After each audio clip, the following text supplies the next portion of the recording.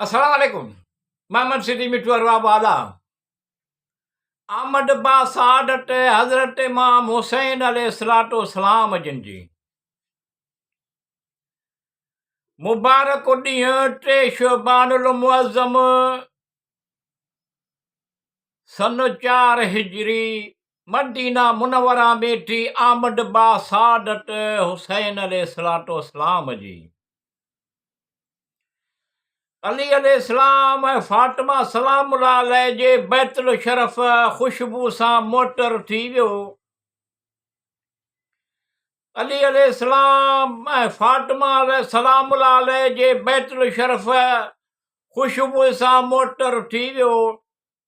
मदीने मुनव्वरा जे घटनि जी फिज़ा बि मुश्कबार थी वई विलादत हुसैन अलैहिस्सलातु वस्सलाम जी। ख़ानदाने बनी हाशिम जे मुबारक ऐं मोतबर साबित थी। ख़ानदाने बनी हाशिम ऐं मुबारक ऐं मोतबर साबित थी। दुनिया में बेमिसाल शुजात हुसैन अलैहिस्सलातु वस्सलाम जी। फरमायो मोहम्मद मुस्तफ़ा सल्लल्लाहु अलैहि वसल्लम हुसैन अलैहिस्सलाम मिन्नी व अना मिनल हुसैन अलैहिस्सलाम। फरमायो मोहम्मद मुस्तफ़ा सल्लल्लाहु अलैहि वसल्लम हुसैन अलैहिस्सलाम मिन्नी व अना मिनल हुसैन अलैहिस्सलाम। तैलीम तरबियत परवरिश औसाफ कमालात हुसैन अलैहिस्सलातु वस्सलाम जी। हुसैन अलैहिस्सलातु वस्सलाम इब्न अली अलैहिस्सलातु वस्सलाम जे बाबता मस करण सां हुसैन अलैहिस्सलातु वस्सलाम इब्न अली अलैहिस्सलातु वस्सलाम जिन जे बाबता मस करण सां फितरत पे फ़रिश्ते खे शफ़ा मिली शफ़ात हुसैन अलैहिस्सलातु वस्सलाम जी। हुयो घणो ई मालदार पर नाव में औलाद जे अणलिखियल। हुयो घणो ई मालदार पर नाव में औलाद जे अणलिखियल। राय बगे सट पुटा ता कयाई इनायत हुसैन अलैहिस्सलातु वस्सलाम जी।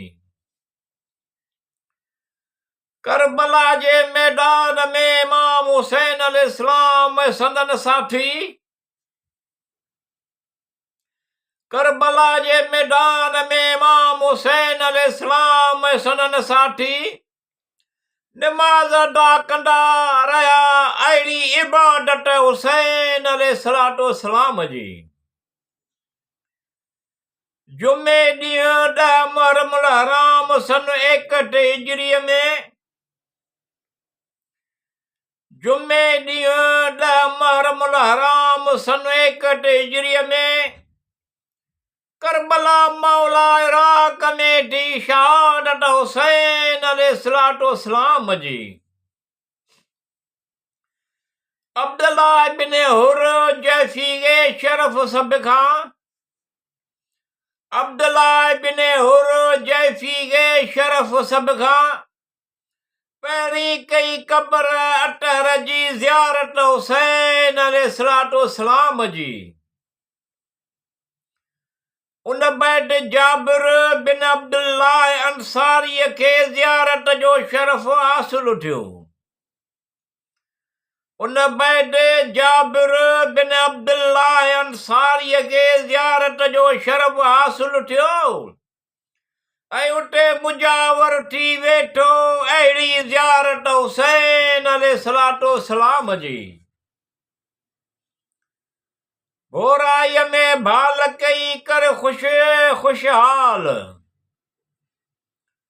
भोराईअ में भाल कई कर खुशहाल संज सुकार बाजारा बाज कर बरकात हुसैन अलैहिस्सलातु वस्सलाम जी। तोखे सब मालूम आहे वास्ते मुहाबे करीम रहीम जे मौला।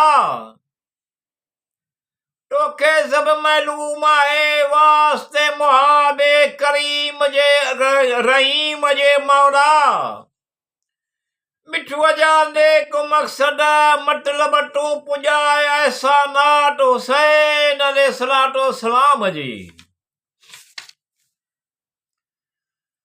मुबारक ॾींहुं 3 शअबान अल मुअज़्ज़म सन 4 हिजरी मदीना मुनव्वरा में थी आमद बा सआदत हुसैन अलैहिस्सलातो सलाम जी।